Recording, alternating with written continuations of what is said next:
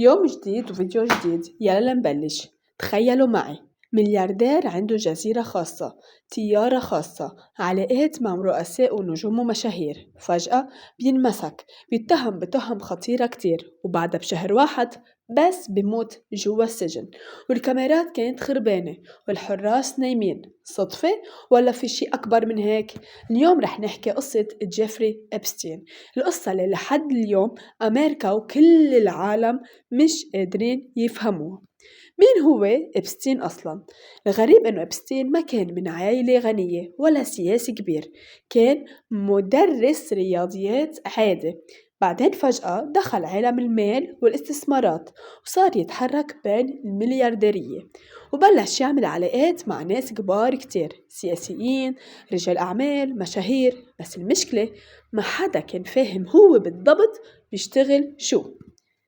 بعدين بلشت تطلع قصص غريبة، بنات صغار بالعمر تحت ال 18 بيقولوا إنه كان يستدرجهم على بيته أو جزيرته، بيعطيهم مصاري، هدايا، وظائف وهمية، وبعدين بيستغلهم جنسيا. الموضوع ما كان حالة وحدة، كان شبكة متكاملة. يعني مش خطأ مرة واحدة، كان نظام متكامل. كيف كان يفلت كل مرة؟ هون اللي بيجلط. سنة 2008 انمسك فعلا والكل توقع ينسجن سنين طويلة، بس فجأة طلع بصفقة قضائية خفيفة جدا، حرفيا سجن بسيط. وطلع ليش؟ لأنه عنده معارف قوية كتير، وأكيد هود المعارف بكونوا عاملين قصص مع إبستين وبده يتستروا عليهم. فكرمال ما حدا يفضح شو عم بيصير تحت الطاولة، ساعدوه وطلعوه ومعارفه أكيد يعني من بيئته.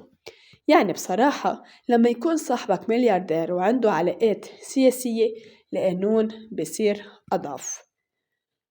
كان عنده جزيرة خاصة اسمها ليتل سانت جيمس، الناس صارت تسميها جزيرة الفضايح. زيارات خاصة، حفلات، ضيوف مهمين كتير. في سجلات بتفرجينا انه شخصيات كبيرة زارت هيدا المحل. مش معناتها كلهم متورطين، بس وجودهم هناك خلى الشبهات تكبر. اعتقال الكبير سنة 2019 أخيرا الشرطة الفيدرالية مسكته من جديد، والمرة هاي التهم كانت ضخمة كتير. الكل قال خلص هيدي النهاية، لو حكى بالمحكمة ممكن يفضح نص النخبة الأمريكية. بس فجأة خبر عاجل، إبستين مات بالسجن، رسميا قالوا انتحر.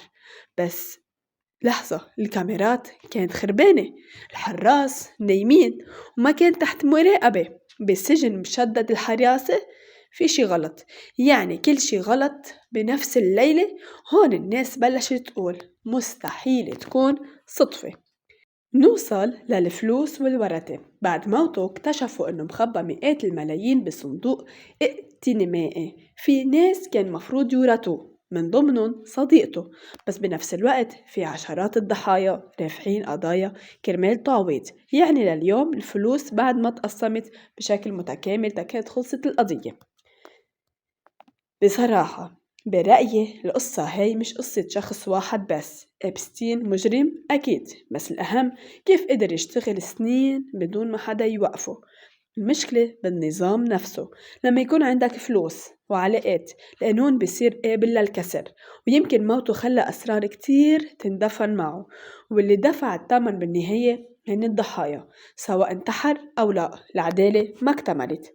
هاي كانت قصة إبستين، واحد من أغرب وأظلم القصص بأمريكا. شو رأيكم؟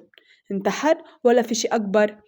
اكتبوا رأيكم بالتعليقات، وإذا حابين قصص تحقيق أكتر ما تنسوا تعملوا لايك وشير وسبسكرايب للقناة.